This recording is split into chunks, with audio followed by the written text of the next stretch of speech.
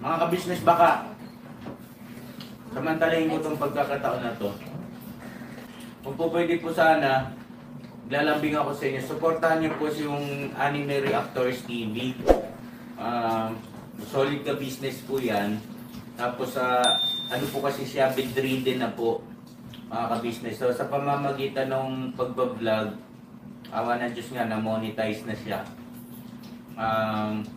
Nagkakaroon siya ng kaunting revenue. Kaya maliliit lang kasi yung views niya. Baka pwede po suportahan natin si Anime Reactors TV. Yan. Pero bedridden na po siya. Kaya mapapansin nyo yung at least na mukha niya, pinapakita niya. Cartoon character. Portahan po natin yan, Anime Reactors TV.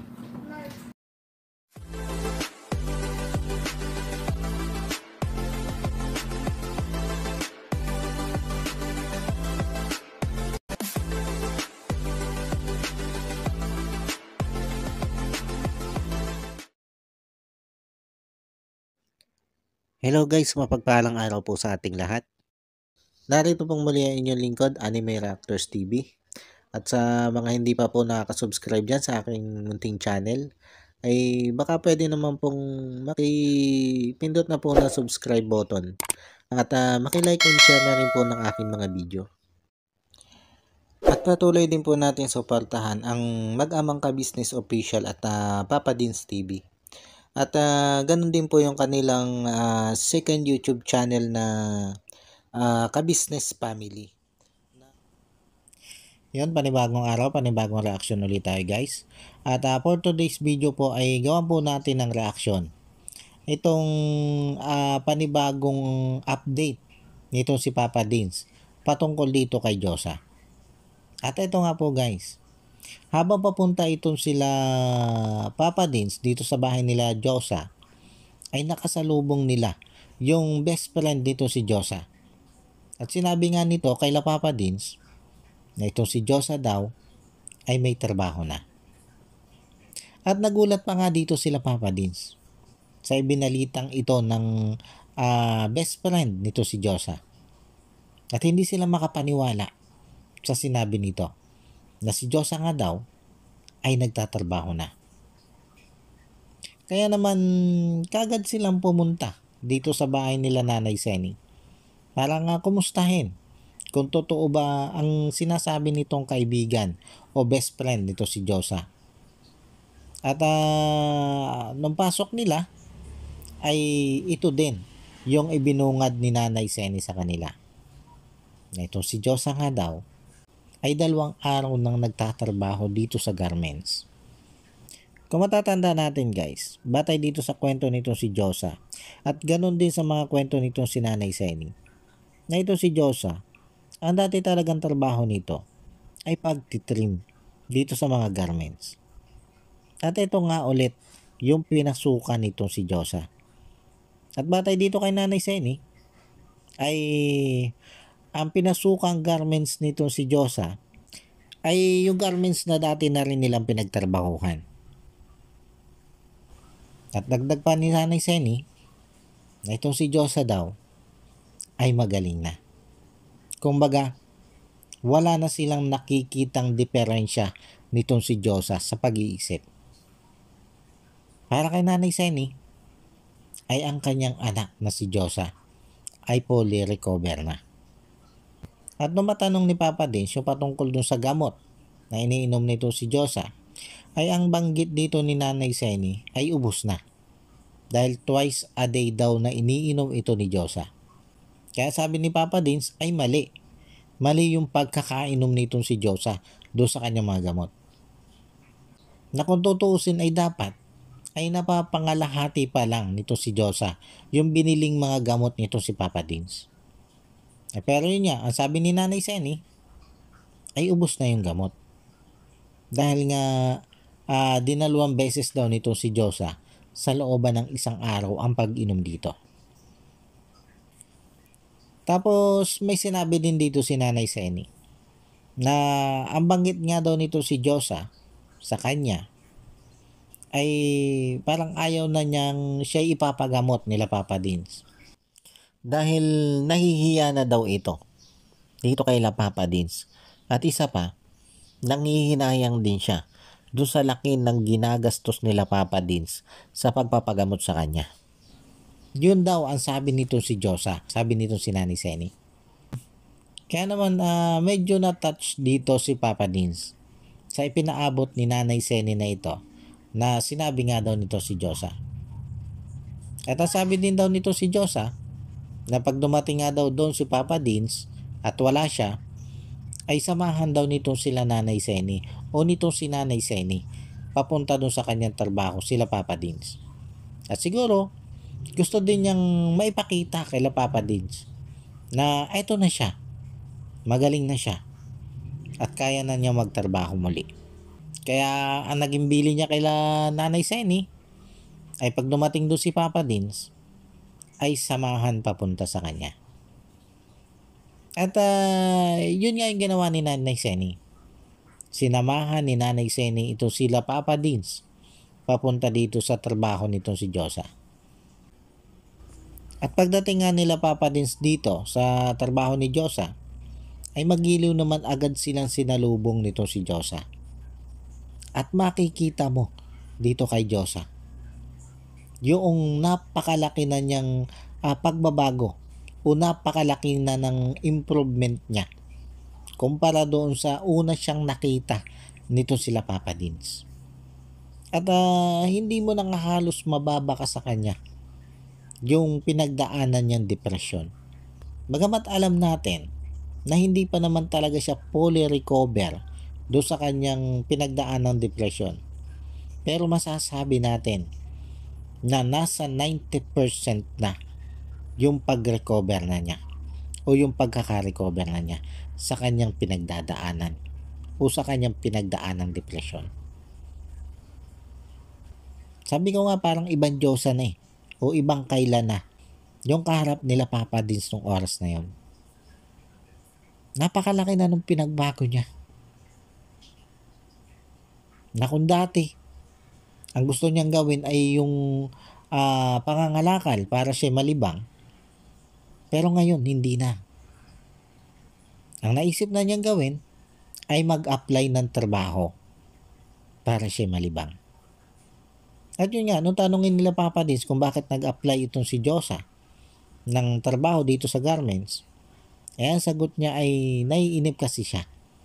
Naiinip siyang nandun lang siya sa bahay. At nung mapahapyawan naman ni Papa Dins yung patungkol sa pangangalakal dati nito si Josa o nito si Ate Kayla, ang sagot dito ni Josa ay ayaw na niya nung pangangalakal. Dahil yung kinikita daw niya sa pangangalakal ay 20 pesos lang.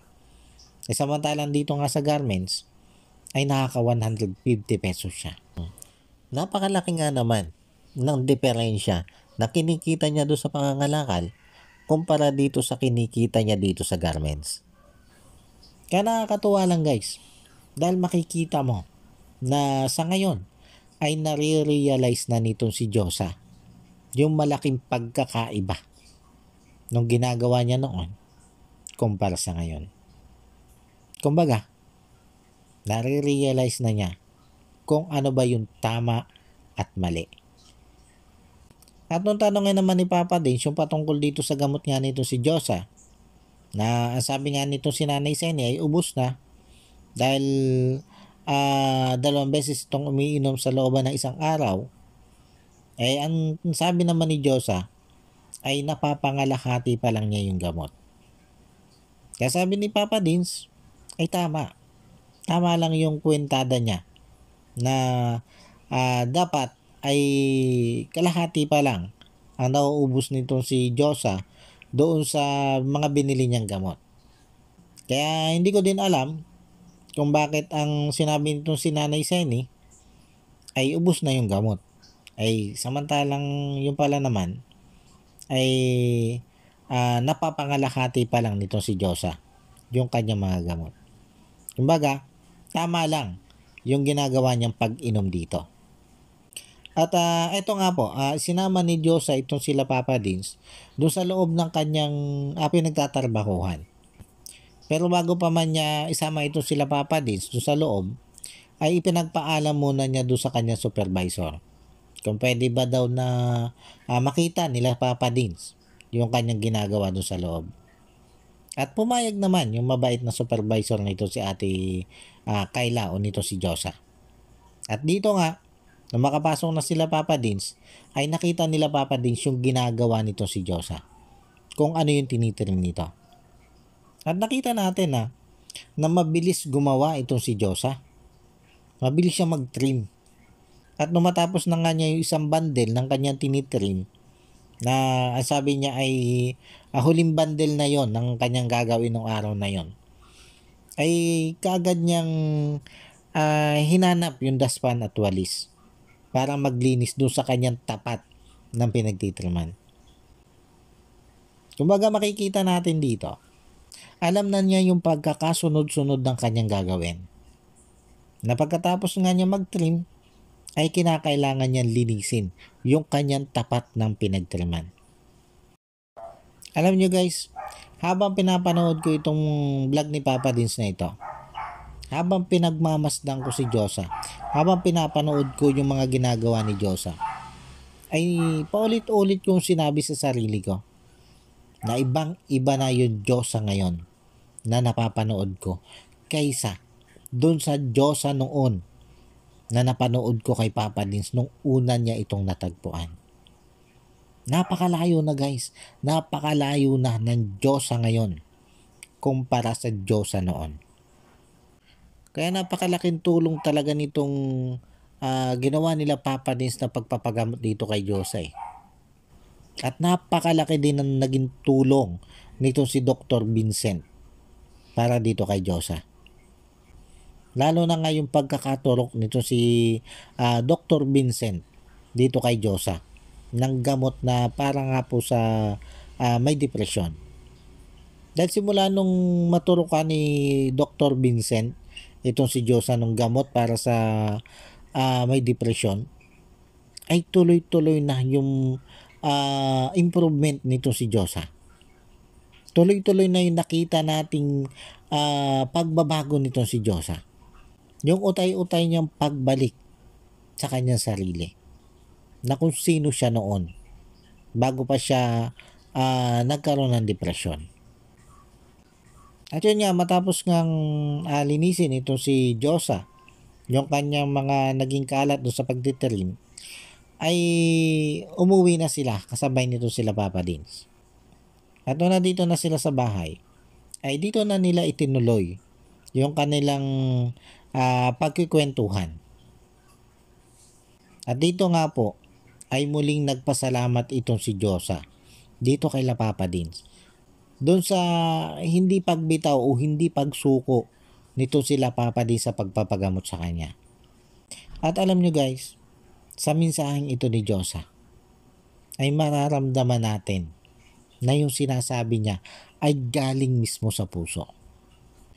Kaya naman sobrang natutuwa doon itong si Papa Dins. Sobrang siyang natutuwa dito sa mga pagpapasalamat na ito nito si Josa. Kung matatandaan nga natin guys, ay nung una magpasalamat itong si Josa dito kay Papa Dins, nung nakaraang pang video nito si Papa Dins patungkol dito kay Josa, ay naiyak pa nga itong si Papa Dins. Dahil doon sa sobrang natouch siya doon sa sinabi ni Josa. At ito nga guys, nitong muling balik nila, ay ganun pa rin. Tuloy-tuloy pa rin yung pagpapasalamat niya dito kay Papa Dins. Doon sa ibinibigay sa kanyang tulong. At yun nga, matapos magpasalamat ito si Josa, ay inabutan ito ni Papa Dins ng halagang 3,000 pesos.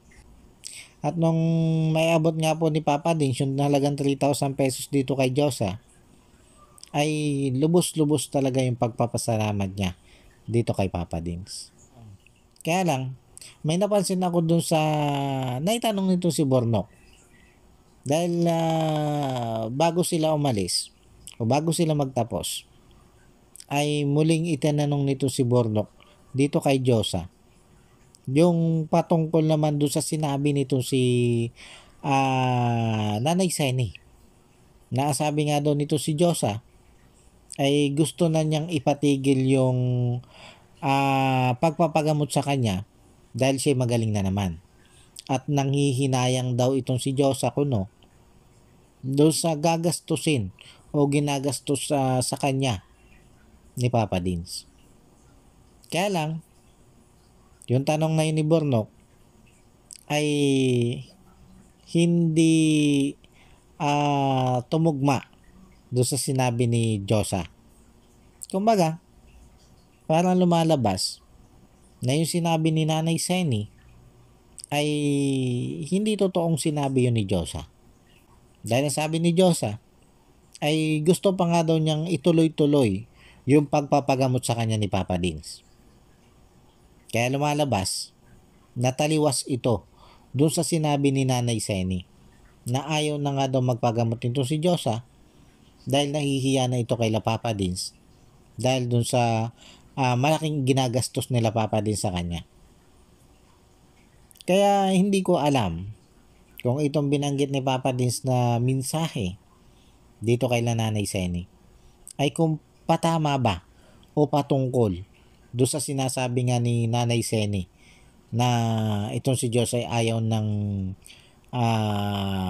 muling magpagamot dahil kuno'y nanghihinayang nga daw ito doon sa ginagastos nila Papa Dins. Hindi ko alam kung sinabi ni Papa Dins na sana ay maging tapat lang po tayo, nanay. Hindi ko alam kung yung patungkol doon. Kung yung patama kay Nanay Seni. O baka lang dahil itong si Papa Dins ay may mga karanasan na doon sa mga tinutulungan niya na siya pinagsisinungalingan. Hindi natin alam. Pero yun kasi yung naramdaman ko eh. Pasensya na po, Nanay Seni. Kasi nakita ko din po o napansin ko din agad na tila ba hindi din kayo nagsasabi ng totoo. Na tila ba may mga kwento din kayo na sablay sa katotohanan. At siguro, naramdaman din ito ni Papa Dins. Kasi kung ako nga manonood lang eh, naramdaman ko yun eh. Ay si Papa Dins pa kaya na mismong kaharap nyo. Kaya para sa akin, Nanay Seni, siguro, yung mga bibitawan natin salita ay kung ano lang yung totoo. Kung ano lang yung totoong sinasabi ni Ate Kayla. Kumbaga, wag na tayong gagawa o lulubid pa na magandang salita.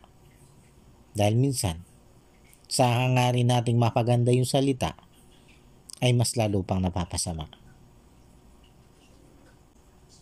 Dahil lagi po natin tatandaan na lalabas at lalabas kung ano yung totoo. Kaya sa susunod, siguro, kung ano lang yung mga nasabi ni Ate Kayla, yun lang yung sabihin nyo. Huwag nang dagdagan. Yun naman po ipayo ko lang, Nanay Seni. Dahil, yun nga, parang medyo gumewang yung sinasabi nyo kumpara doon sa sinasabi nito si Ate Kayla. Yun naman po ipayo ko lang, Nanay Seni. Dahil, sabi nga nila ka-business, ang pagsasabi ng tapat ay pagsasama ng maluwag. Yun guys, paano po? Hanggang dito na lang muna ulit po. At sana po yung nagustuhan nyo itong aking reaction video na ito. At maraming salamat po doon sa patuloy na sumusuporta at nanonood sa aking mga reaction video.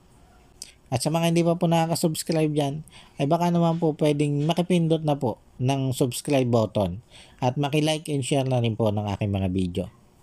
At yun, bago po tayo magtapos, ay gusto ko lang pong i-shout out itong sila Ma'am Nerissa ng New Jersey. Shout out po sa inyo, Ma'am.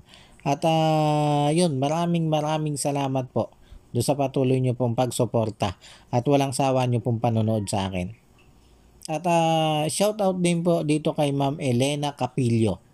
Shout out po sa inyo, Ma'am. At maraming salamat din po sa inyo. At shout out din po dito kay Ma'am MK Inday Okray. At ganon din po sa aking mga kasamahang reaktor na sila Taong Gala, Alminda Mix Vlog, Analisa Reality Vlog, Katangay PLC, Kalingap Turak, Mamplers Channel, at ito nga po si Kamix Vlog. Shoutout po sa inyo. At yun, muli po ay maraming salamat po. At God bless po sa inyong lahat.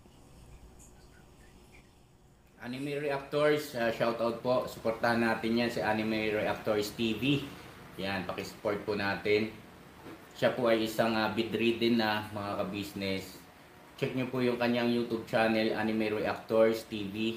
Siya po isang bedridden na, ayan, kahit papano nakakagawa-gawa siya ng mga reaction video patungkol sa ka-business official.